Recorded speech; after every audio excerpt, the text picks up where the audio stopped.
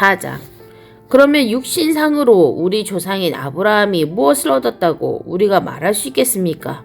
아브라함이 행위로 의롭게 되었더라면 그에게는 자랑할 것이 있었을 것입니다. 그러나 하나님 앞에서는 자랑할 것이 없습니다. 성경이 무엇이라고 말합니까? 아브라함이 하나님을 믿으니 하나님께서 그를 의롭다고 여기셨다 하였습니다.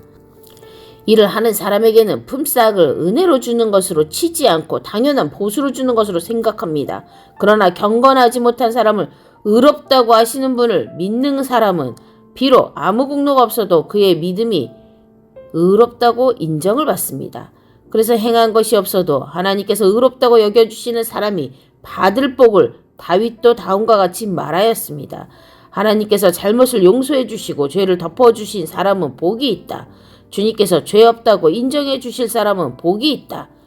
그러면 이러한 복은 할례를 받은 사람에게만 내리는 것입니까? 그렇지 않으면 할례를 받지 않은 사람에게도 내리는 것입니까? 우리는 앞에서 말하기를 하나님께서 아브라함의 믿음을 의로 여기셨다 하였습니다. 그러면 어떻게 아브라함이 그러한 인정을 받았습니까? 그가 할례를 받은 후에 그렇게 되었습니까? 그렇지 않으면 할례를 받기 전에 그렇게 되었습니까? 그것은 할례를 받은 후에 된 일이 아니라 할례를 받기 전에 된 일입니다. 아브라함이 할례라는 표를 받았는데 그것은 그가 할례를 받지 않은 상태에서 이미 얻은 믿음의 의를 확증하는 것이었습니다. 그래서 그는 할례를 받지 않고도 믿는 모든 사람의 조상이 되었으니 이것은 할례를 받지 않은 사람들도 의롭다는 인정을 받게 하려는 것이었습니다. 또 그는 할례를 받은 사람의 조상이 되기도 하였습니다. 다시 말하면 할례만을 받은 것이 아니라 또한 우리 조상 아브라함이 할례를 받지 않은 상태에서 걸어간 믿음의 발자취를 따라가는 사람들의 조상이 되었습니다. 아브라함이나 그 자손에게 주신 하나님의 약속, 곧 그들이 세상을 물려받을 상속자가 되리라는 것은 율법으로 말미암은 것이 아니라 믿음의 의로 말미암은 것입니다. 율법을 의지하는 사람들이 상속자가 된다면 믿음은 무의미한 것이 되고 약속은 헛된 것이 됩니다. 율법은 진노를 불러옵니다. 율법이 없는 곳에는 범법도 없습니다. 이런 까닭에 이 약속은 믿음에 근거한 것입니다. 그것은 하나님께서 아브라함에게 이 약속을 은혜로 주셔서 이것을 그의 모든 후손에게도 곧 율법으로 사는 사람들에게만이 아니라 아브라함이 지닌 믿음으로 사는 사람들에게도 보장하시려는 것입니다. 아브라함은 우리 모두의 조상입니다. 이것은 성경에 기록된 대로 내가 너를 많은 민족의 조상으로 세웠다 함과 같습니다. 이 약속은 그가 믿은 하나님, 다시 말하면 죽은 사람들을 살리시며 없는 것들을 불러내어 있는 것이 되게 하시는 하나님께서 보장하신 것입니다. 아브라함은 희망이 사라진 때에도 바라면서 믿었으므로 너의 자손이 이와 같이 많아질 것이다 하신 말씀대로 많은 민족의 조상이 되었습니다. 그는 나이가 100세가 되어서 자기 몸이 이미 죽은 것이나 다름없고 또한 사라의 태도 죽은 것이나 다름없는 줄 알면서도 그는 믿음이 약해지지 않았습니다. 그는 하나님의 약속을 믿고 의심하지 않았습니다. 오히려 그는 믿음이 굳세어져서 하나님께 영광을 돌렸습니다. 그는 하나님께서 스스로 약속하신 바를 능히 이루실 것이라고 확신하였습니다.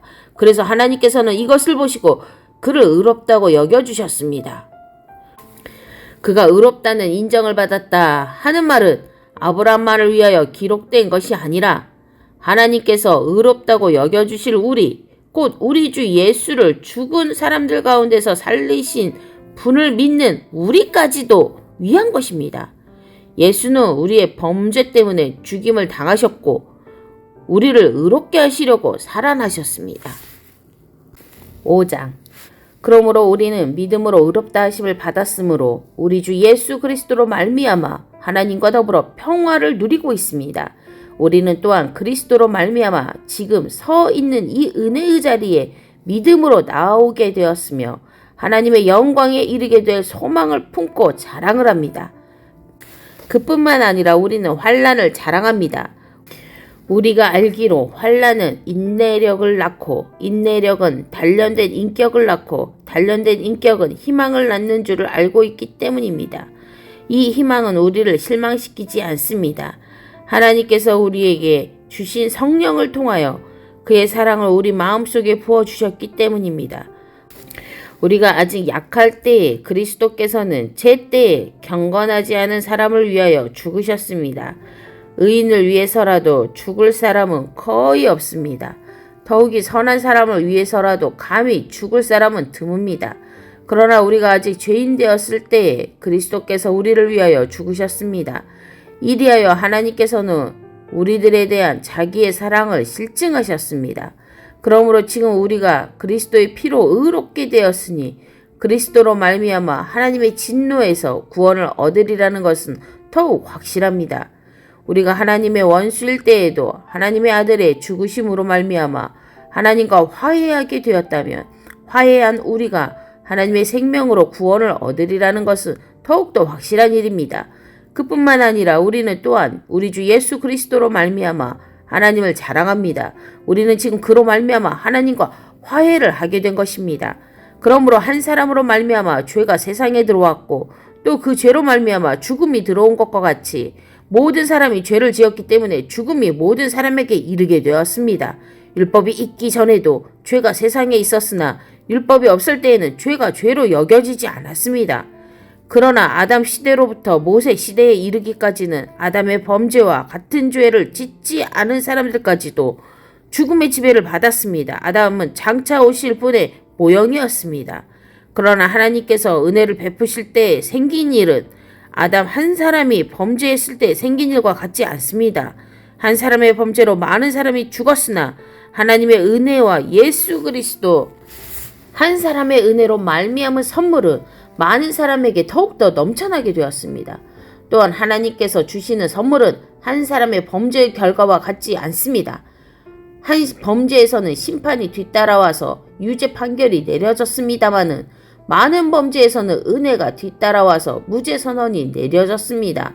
아담 한 사람의 범죄 때문에 그 한 사람으로 말미암아 죽음이 왕노릇하게 되었다면 넘치는 은혜와 의를 선물을 받은 사람들은 예수 그리스도 한 분으로 말미암아 생명 안에서 왕노릇하게 되리라는 것은 더욱더 확실합니다. 그러니 한 사람의 범죄 행위 때문에 모든 사람이 유죄 판결을 받았는데 이제는 한 사람의 의로운 행위 때문에 모든 사람이 의롭다는 인정을 받아서 생명을 얻게 되었습니다. 한 사람이 순종하지 않음으로 말미암아 많은 사람이 죄인으로 판정을 받았는데 이제는 한 사람이 순종함으로 말미암아 많은 사람이 의인으로 판정을 받을 것입니다. 율법은 범죄를 증가시키려고 끼어들어온 것입니다. 그러나 죄가 많은 곳에 은혜가 더욱 넘치게 되었습니다. 그것은 죄가 죽음으로 사람을 지배한 것과 같이 은혜가 의를 통하여 사람을 지배하여 우리 주 예수 그리스도로 말미암아 얻는 영원한 생명에 이르게 하려는 것입니다. 6장. 그러면 우리가 무엇이라고 말을 해야 하겠습니까? 은혜를 더하게 하려고 여전히 죄 가운데 머물러 있어야 하겠습니까? 그럴 수 없습니다. 우리는 죄에는 죽은 사람인데 어떻게 죄 가운데서 그대로 살 수 있겠습니까? 세례를 받아 그리스도 예수와 하나가 된 우리는 모두 세례를 받을 때에 그와 함께 죽었다는 것을 여러분 알지 못합니까? 그러므로 우리는 세례를 통하여 그의 죽으심과 연합함으로써 그와 함께 묻혔던 것입니다. 그것은 그리스도께서 아버지의 영광으로 말미암아 죽은 사람들 가운데서 살아나신 것과 같이 우리도 또한 새 생명 안에서 살아나기 위함입니다. 우리가 그의 죽으심과 같은 죽음을 죽어서 그와 연합하는 사람이 되었으면 우리는 부활에 있어서도 또한 그와 연합하는 사람이 될 것입니다.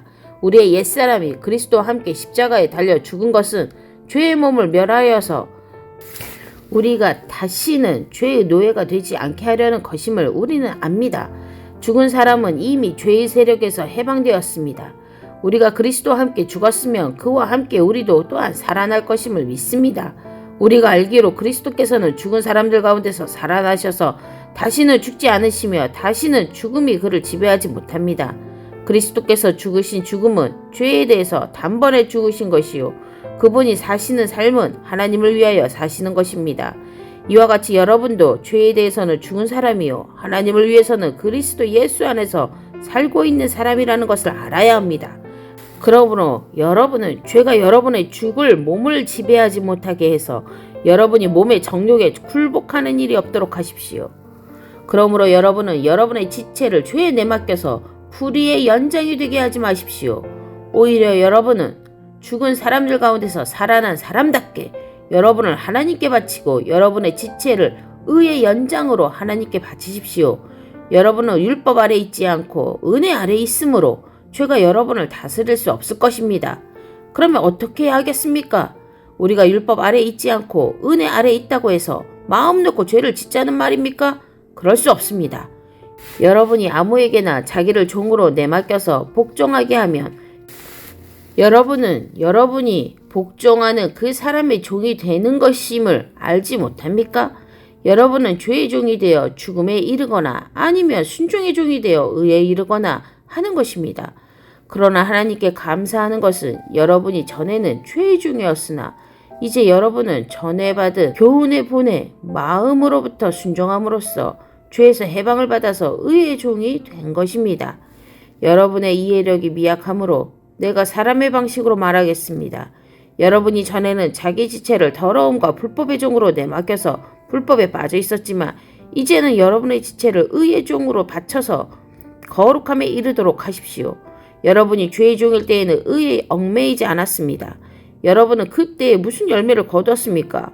이제 와서 여러분이 그러한 생활을 부끄러워하지만은 그러한 생활의 마지막은 죽음입니다. 이제 여러분은 죄에서 해방을 받고 하나님의 종이 되어서 거룩함에 이르는 삶의 열매를 맺고 있습니다. 그 마지막은 영원한 생명입니다. 죄의 싹은 죽음이요 하나님의 선물은 우리 주 예수 그리스도 안에서 누리는 영원한 생명입니다.